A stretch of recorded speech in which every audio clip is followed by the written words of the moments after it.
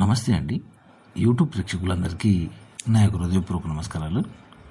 మనం ఈరోజు ఈ వీడియోలో మరుగుమందుని ఎలా పెట్టుకోవాలి, మరుగుమందు యొక్క ఉపయోగాలు ఏంటిది, మరుగుమందుని ఎవరు పెట్టుకోవాలి, ఎలా పెట్టుకోవాలనే దాని గురించి ఈ వీడియోలో చెప్పడం జరుగుతుంది.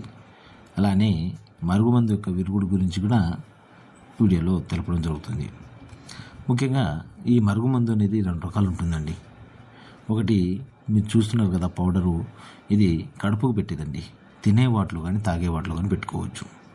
Chicken, mutton, curries, cool drink, juice, sweet, fast food ఇలా తినే తాగే వాటిలో దీంట్లోనే పెట్టుకోవచ్చు.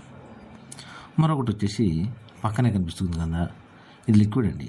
ఈ లిక్విడ్ వచ్చేసి తలకు కానీ, బట్టలకు కానీ, చెప్పులకు కానీ, ఒంటికి ఎక్కడైనా రాయొచ్చు.